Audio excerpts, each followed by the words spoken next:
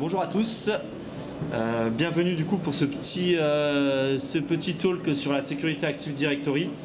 Alors pourquoi l'Active Directory? Parce qu'il y a fort à parier que vous en ayez tous au sein de votre entreprise, que ce soit Azure AD, Samba 4 AD, Microsoft Active Directory ou d'autres solutions. Voilà, les services d'annuaire sont très présents et sont les plus ciblés par les entreprises, par les attaquants. C'est très compliqué d'avoir des chiffres exacts. Mais il y a fort à parier que si vous avez un ransomware, dans la quasi-totalité des cas, il y a eu une compromission d'Active Directory. Et paradoxalement, c'est quelque chose qui n'est pas assez sécurisé de base, alors que ça peut être 100% gratuit. Et là, l'idée, c'est... moi, je ne viens pas en tant que vendeur de services ou quoi que ce soit, c'est plus vraiment des choses purement gratuites pour sécuriser votre Active Directory vous-même et économiser un budget conséquent. Alors, je vais faire quand même une petite présentation rapidement de ce que c'est qu'Active Directory et des services d'annuaire en général. Pour ensuite, on va parler vraiment des points de vigilance à avoir. C'est une liste non exhaustive, on n'a que 20 minutes, donc ça va être assez condensé. Et quelques outils gratuits et ou open source pour se sécuriser. Je ne parlerai pas d'Azure AD, je parlerai uniquement d'AD on-prem, c'est également valable pour Samba 4 AD, dans la mesure où c'est essentiellement de la sécurité du protocole LDAP, et Azure AD, c'est pas vraiment de l'LDAP, on est plus sur de l'OpenID, etc. Même si les solutions hybrides utilisent LDAP. Donc voilà, donc on sera quand même majoritairement sur des solutions AD on-prem. Donc qu'est-ce que l'Active Directory? C'est un service d'annuaire. Pour faire très simple, vous arrivez le matin au bureau, vous vous connectez avec un login et un mot de passe qu'on vous a donné le premier jour de votre arrivée en entreprise, et tout ça est stocké dans un gros service d'annuaire. Et selon votre utilisateur, vous aurez des rôles différents ou pas. Si vous êtes de la compta, vous aurez par exemple accès au répertoire de la compta, IT au répertoire IT. Vous pourrez faire plus ou moins certaines choses. Et forcément, il faut qu'il y ait des personnes pour gérer cet annuaire qu'on appelle les administrateurs du domaine. Et ces personnes-là peuvent tout faire. Donc forcément, ça intéresse les attaquants. Et la gestion, l'idée pour un attaquant, c'est vraiment de récupérer ses privilèges d'administration du domaine. Alors ça va être très technique par la suite. Veuillez m'en excuser, je peux difficilement faire autrement. Faut d'abord comprendre comment ça marche pour ensuite le sécuriser au maximum. Bon, les avantages de l'Active Directory, donc c'est le SSO, on se connecte une seule fois pour accéder à plusieurs ressources, une gestion des droits, une automatisation via les GPO, une informatisation de la cybersécurité, etc., etc., etc. Alors avant d'aller dans le vif du sujet, on va juste voir les deux protocoles principaux de l'Active Directory pour la communication, parce que l'idée c'est, voilà, toutes les machines communiquent entre elles, on fait des demandes d'authentification sur tel ou tel service, à chaque fois ça communique entre elles, et l'idée c'est vraiment de voir comment marche ce protocole pour les sécuriser. NTLM, pour vulgariser, c'est assez simple, c'est un peu, voilà, vous imaginez le baccalauréat, vous avez, je sais pas, 50, 100 élèves dans une salle, le surveillant qui n'est pas du tout quelqu'un qui s'y connaît, ou peut-être ou pas d'ailleurs, j'en sais rien, mais voilà, va donner les sujets à chacun, va récupérer la copie de l'étudiant, par exemple, qu'on va appeler Dupont, il va récupérer la copie de monsieur Dupont, il va prendre le sujet et il va le donner au correcteur. Le correcteur, il va avoir le sujet, forcément c'est le même, il va avoir son corrigé à lui et il va avoir le corrigé de l'étudiant. Il va regarder rapidement le sujet pour s'assurer qu'il est bien le même sujet. Si le sujet concorde, il va regarder les deux copies. Si les copies sont identiques, ça veut dire que l'élève a réussi son bac, hop, 20 sur 20, très bien. Si c'est pas identique, 0 sur 20. D'un point de vue purement informatique, comment ça se traduit? C'est par ce qu'on appelle le défi-réponse. Le client, c'est l'étudiant, le serveur, c'est le surveillant, et l'Active Directory, donc le contrôleur de domaine, pardon, c'est le correcteur. Le serveur va envoyer, le client veut s'authentifier, le serveur va demander de résoudre un défi-réponse. Donc qu'est-ce que c'est? Le défi, c'est une chaîne aléatoire que le client va chiffrer avec le hash NTLM de son mot de passe. Le principe est super en soi dans la théorie, c'est de se dire on ne va pas mettre de mot de passe en clair comme pouvait le faire WDGest auparavant, mais on va juste envoyer le hash sur le réseau. Enfin pas sur le réseau, mais on va chiffrer avec le hash. Sauf que, et après voilà, donc le serveur va envoyer au contrôleur de domaine. Le contrôleur de domaine a également le hash de l'utilisateur dans sa base NTDS et il va pouvoir comparer. Le gros problème, c'est que si on a besoin que du hash, on n'a pas besoin du mot de passe pour s'authentifier. Par exemple, si je vous dis je vends mon portable, je le mets dans ma poche, enfin voilà, ou je le mets dans une enveloppe, faites-moi confiance sur parole, je vous donne juste la boîte et vous aurez le portable. Évidemment, c'est grotesque. NTLM, c'est ça. On a juste le hash, faites-moi confiance, j'ai le mot de passe. Donc voilà. Donc, j'aurais pas dû parler de mon portable. Voilà. Ensuite, pour faire rapidement, Kerberos. Kerberos, c'est plutôt la fête foraine. La fête foraine, vous arrivez à l'entrée, imaginez une fête foraine, et vous arrivez à l'entrée de la fête foraine. L'idée, c'est que vous prouvez votre identité, et à ce moment-là, la personne à l'accueil va vous donner un jeton où, selon votre identité, vous aurez droit à faire, par exemple, du tir à la carabine, la buvette et la grande roue, mais vous n'aurez pas le droit aux autotamponneuses, par exemple. Et ensuite, si vous voulez aller à la grande roue, par exemple, vous donnez votre ticket, et la personne à l'accueil de la grande roue va vous donner uniquement un jeton pour accéder à la grande roue. Au niveau informatique, comment ça se passe, c'est qu'on va demander ce qu'on appelle un TGT au KDC, donc le KDC qui est souvent le contrôleur de domaine, c'est un service du contrôleur de domaine. Et l'idée, c'est que le KDC va vous rendre un TGT où vous pourrez faire tout ce que vous voulez selon les rôles qui sont attribués à votre utilisateur. Et si vous voulez vous connecter à tel serveur de fichiers, vous allez redemander au TGS un ticket de service spécifique que vous allez envoyer au serveur. Là, c'est déjà beaucoup mieux en termes de sécurité parce qu'en aucun cas, on a donné le mot de passe. Alors, pour être vraiment plus technique, en soi, le mot de passe est chiffré avec la clé cassée de l'utilisateur, le TGT, mais en tout cas, au niveau échange, au niveau du serveur, le serveur, il a juste le ticket de service et au niveau sécurité, on est pas mal. Donc, maintenant, pour faire quelques recommandations pratico-pratiques avec les effets de bord que ça engendre, on va évidemment désactiver le NTLM. C'est trop facile pour un attaquant de récupérer un hash NTLM et à partir de là, il peut être administrateur du domaine très facilement. Il y a énormément d'attaques, les passes de hash, les relais NTLM et j'en passe et des meilleurs. L'idée, c'est d'interdire le NTLM quoi qu'il arrive. Donc le moyen, on va mettre tous ces groupes dans le groupe qui s'appelle Protected Users, qui est apparu il y a une petite dizaine d'années maintenant et qui sert justement à sécuriser les groupes. Et voilà. Les conséquences, c'est que on va passer sur Kerberos automatiquement. Et en passant sur Kerberos, le Kerberos est basé sur le DNS et non pas sur l'IP. C'est-à-dire que, très pratico-pratique, vous faites un RDP avec une IP, ça passera pas. Vous avez des scripts avec des IP, ça passera pas. Vous serez obligé de passer par des noms de domaine. Voilà, ces effets de bord sont les principaux. Alors je tiens à préciser que les effets de bord que je cite ici sont en aucun cas dogmatiques. C'est juste mon retour d'expérience personnelle sur ces 5 dernières années à sécuriser des Active Directory. J'ai pas du tout la prétention d'être un expert ou quoi que ce soit, et encore moins de vous dire il n'y aura pas d'effet de bord si vous suivez ça. C'est juste voilà, un retour d'expérience. Voilà. En 5 ans, le seul effet de bord que j'ai eu avec les Protected Users, c'est l'interdiction des IP. Et ça demande vraiment de changer énormément de mentalité au sein des entreprises. Voilà. Tous les raccourcis RDP, tous les scripts de connexion à distance automatisés, etc., etc. Si ça a des IP, il faut tout changer manuellement. Dans un environnement à 1000, 2000, 3, 4000 postes, c'est un vrai chantier. Dans une petite PME, c'est 2 clics. Ça peut mettre plusieurs mois à mettre ça en place dans un environnement plus important. Mais c'est une obligation. Enfin vraiment, je ne peux pas aujourd'hui avoir un Active Directory avec du NTLM, enfin, c'est pas possible. En termes de sécurité, c'est une catastrophe. On va interdire la délégation de l'authentification Kerberos pour les admins. Alors l'idée, c'est que via les SPN, c'est pas vraiment des comptes de service, mais on peut déléguer un service là-dessus. L'idée, ça va être de désactiver ça. Alors, je n'ai pas le temps d'entrer dans le pourquoi ces recommandations. Là, il faudrait faire 1 heure, donc voilà, je vous demande de me prendre sur parole.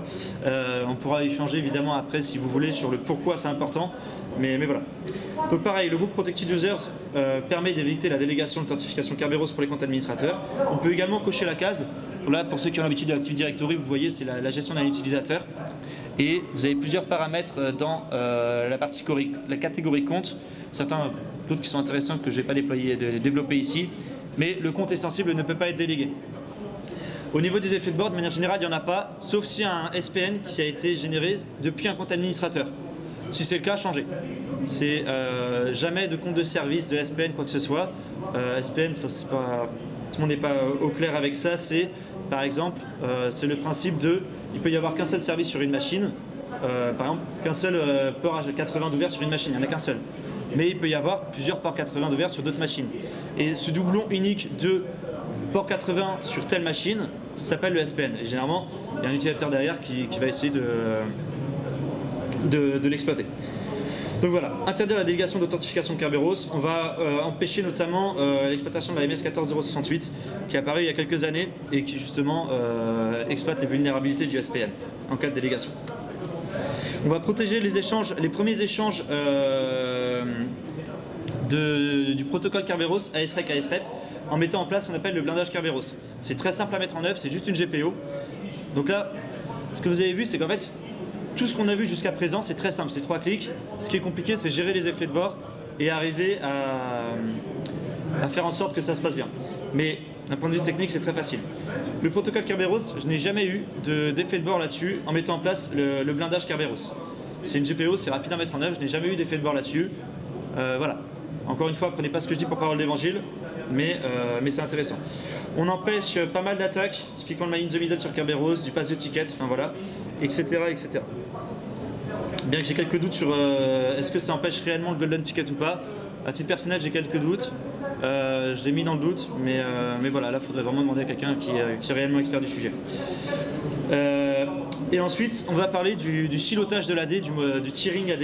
Alors c'est quelque chose qui est très à la mode en ce moment. Tout le monde veut parler du silotage de l'AD. Et effectivement, à juste titre, le concept est assez extraordinaire. C'est de se dire, le loup est dans la bergerie, et on verra après avec Credential Guard, c'est le même postulat de départ. On part du principe que tout est attaquable et que le loup est dans la bergerie. Comment ça se passe une attaque AD? Dans la majorité des cas, ça se passe par une compromission d'un poste de travail, une latéralisation. On récupère les credentials dans le LSA, dans le coffre-fort Windows, que ce soit les tickets Kerberos, des HNTLM ou même des mots de passe en clair, et on essaye de s'élever à ce niveau-là. Si on ne trouve pas dans une machine, on va passer sur d'autres machines, etc. On va voir les machines intéressantes. C'est ça qui est intéressant. Donc l'idée, c'est de se dire le loup est dans la bergerie, donc on va cloisonner tous les postes. Surtout dans les gros environnements, généralement, on a souvent le niveau 1, les techniciens qui vont s'occuper juste du dépannage informatique sur tel ou tel poste, mais qui n'ont pas besoin d'avoir les privilèges d'administration. Niveau 2, ce seront du coup les serveurs, tout ce qui est application métier, et le niveau 3, c'est tout ce qui va permettre de gérer, donc notamment les contrôleurs de domaine. En soi, ce qui intéresse le plus un attaquant, ça va être évidemment la zone orange, parce que ce qu'il veut, lui, c'est les données. Alors, soit pour les chiffrer, soit pour les revendre, soit pour espionner, quel que soit l'usage qu'il veut en faire. Mais pour ce faire, il va partir de la zone verte, pour aller aux zones rouges pour tout contrôler, et redescendre ensuite en zone orange. C'est le principal sujet. Je vous invite vivement à regarder, il y a une conférence sur les sticks qui a été donnée par Aurélien Borde de l'ANSSI il y a quelques années. Ces slides dans enfin ce schéma en est issu, elle est vraiment très très bien faite, pour le coup c'est un vrai expert et c'est très intéressant et très bien vulgarisé. Donc l'idée de base est très bien, mais il y a beaucoup d'effets de bord. J'ai remarqué que quand on met un silotage en place, il faut démarrer parfois 2 fois les machines pour contrôler, il faut vraiment bien mettre en place son silotage. Donc le principe c'est une machine d'administration, un compte d'administration par zone. Et si c'est bien fait, c'est extraordinaire au niveau de l'attaque. Ça bloque un bon nombre d'attaques, mais ça peut rien contre la mot de passe du KRBTGT. Dans la mesure où, en fait, c'est basé pareil sur le protocole du Kerberos. Le blindage d'ailleurs en est une condition préalable. Et à chaque fois, en fait, ça va faire des demandes de TGT. En fait, s'il y a une demande de TGT qui n'est pas faite depuis la bonne zone, ça va être refusé. Mais si on peut générer des mots de passe à la volée, si on a récupéré le HLTLM du KRBTGT, et à ce moment-là, du coup, on ne pourra plus rien faire. Ensuite, je fais vite, désolé parce que le temps passe. Credential Guard, je vais essayer d'avancer un peu plus vite là-dessus. Donc le principe, c'est pareil. Au niveau des postes de travail, pour le coup, parce qu'on l'a vu rapidement, une compromission AD, ça passe généralement par un dump de ce qu'on appelle le LSASS, donc le coffre-fort Windows, pour ensuite récupérer les secrets d'authentification en mémoire. Là, l'idée, c'est pareil, le loup est dans la bergerie, donc même si l'utilisateur est administrateur du domaine, local de sa machine, donc chose évidemment à ne jamais faire, on va partir de ce principe-là. Même si l'utilisateur est administrateur de sa machine, il ne pourra rien faire, parce que pour le coup, là, c'est un peu la force et la faiblesse de Microsoft, c'est que c'est propriétaire et on n'a jamais accès au kernel. Et du coup, ils vont profiter qu'on n'ait pas accès au kernel pour transformer la machine en hyperviseur du coup, de type 1, où on va avoir le hardware, l'hyperviseur, une première VM qui va prendre 99% des ressources de la machine. Votre machine, c'est totalement transparent au niveau utilisateur. Et une VM kernel avec quelques modules qu'on appelle des trustlets et dont le LSA ISO. Le reste, c'est pour Device Guard, je ne rentrerai pas en détail. Mais l'idée, c'est de se dire, si je compromets le LSA, je fais un dump du LSA, je vais juste récupérer les opérations finales de chiffrement pour l'authentification. La réponse au défi réponse pour le protocole MTLM et le ticket de service pour Kerberos. Si je fais un dump du LSA avec Credential Guard, je n'aurai jamais un hash MTLM, sauf pour le compte machine, parce que pour la reste de session, il en a besoin. Dans le process de démarrage de Windows, la base SAM vient avant le LSA. Et voilà, et c'est à peu près tout. Donc l'idée c'est de déployer Credential Guard idéalement sur tous les postes. Les effets de bord, c'est que tout ce qui est dans le gestionnaire d'identification Windows, il va falloir généralement se réauthentifier, puisque la méthode ne va pas être la même. Et voilà, donc l'idée c'est d'y aller étape par étape pour voir les effets de bord au fur et à mesure. C'est compliqué de revenir en arrière, mais c'est toujours possible. Mais voilà, l'idée c'est vraiment d'y aller étape par étape, c'est vraiment ce que je vous conseille. Un petit groupe par petit groupe, par échantillonnage, et vous y allez petit à petit. Donc voilà, et voilà, là c'est avec Mimikatz, donc évidemment un outil qui est très connu en termes de pentest AD.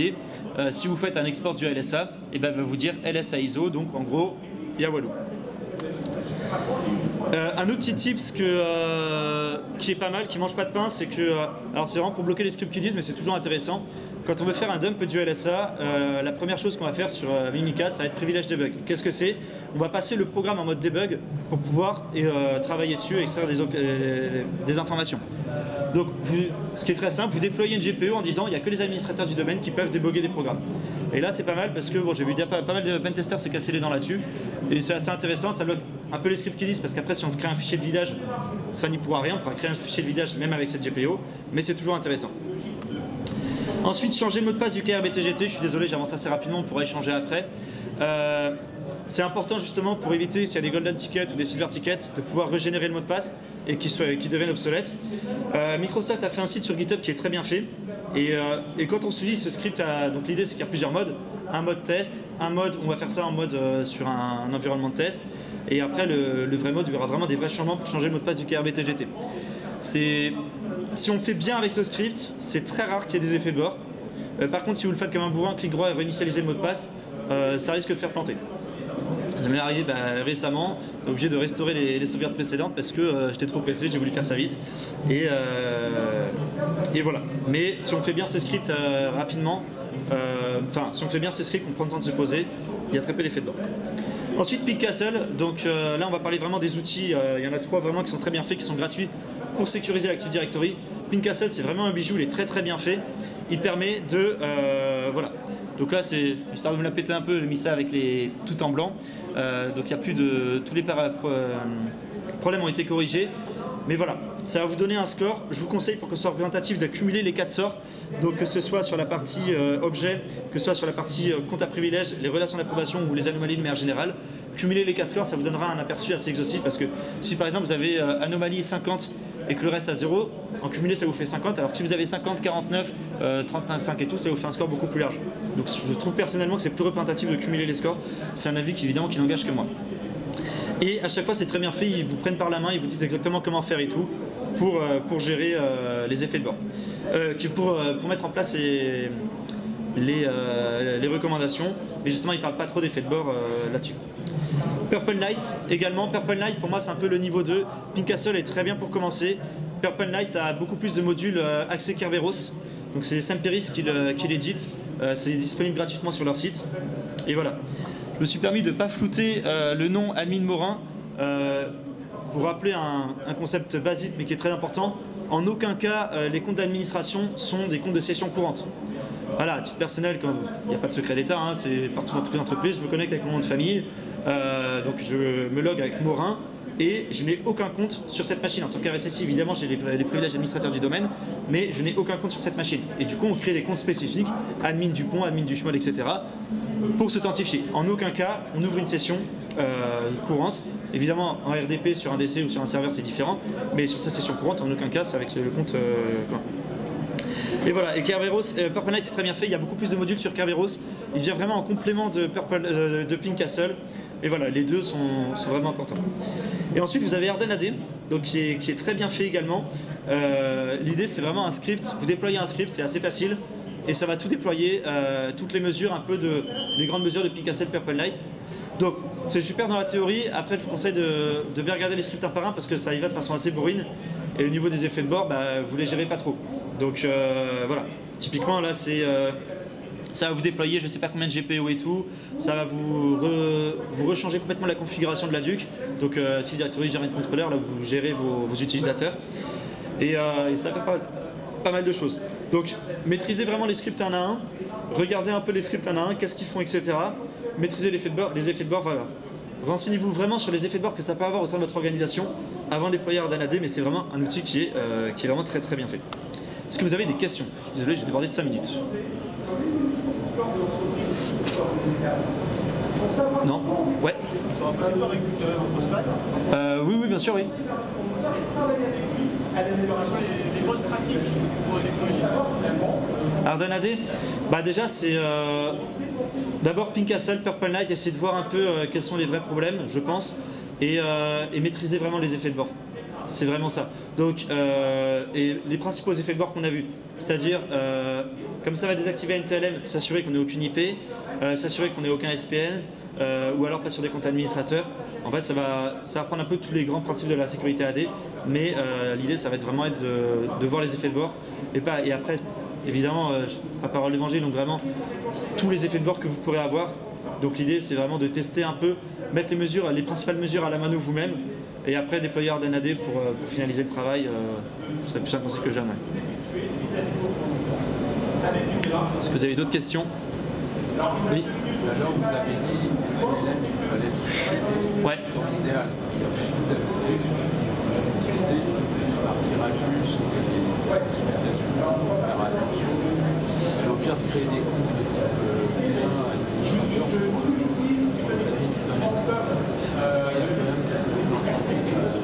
c'est le gros problème d'un RSSI, c'est de concilier vraiment la praticité et la sécurité. La sécurité, de manière générale, c'est voilà. Si vous écoutez que les équipes informatiques pures, les prestataires, il y aurait zéro sécurité, je caricature volontairement, hein, mais au détriment de la sécurité. Si vous écoutiez que les équipes cyber, il n'y aurait aucune praticité pour la sécurité. L'idée, c'est d'être un peu au-dessus de la mêlée et de trouver le bon compromis. Il faudra toujours faire des compromis. Je pense que pour NTLM, il ne faut pas en faire quoi qu'il arrive. Pour les administrateurs, Radius, c'est généralement pour les utilisateurs courants et pas forcément pour les administrateurs. Donc, et après, bah voilà, s'il y a des choses, bah, on se pose soit autour d'une table avec les équipes IT et c'est là que les négos commencent. Bah, écoute, il va falloir sécuriser l'AD. NTLM, moi je lâcherai rien là-dessus. Mais je veux bien éventuellement lâcher un peu de nous là-dessus. Après, c'est des négos, mais je pense qu'NTLM, il faut vraiment pas lâcher l'affaire là-dessus. C'est trop dangereux en termes de sécurité, c'est trop facile. J'ai des étudiants de première année qui savent très bien faire du pass EH et passer administrateur du domaine. Plusieurs fois en pentest, ça m'est arrivé, mais enfin même pas 10 minutes, administrateur du domaine, même dans des entreprises avec un assez bon niveau de sécurité, c'est trop dangereux. Vraiment, c'est trop dangereux NTLM. Donc voilà. Vous avez d'autres? Oui? Non, du tout. Écoutez, j'ai débordé 10 minutes, désolé aux organisateurs pour ça. Merci à tout le monde pour votre écoute et bonne journée.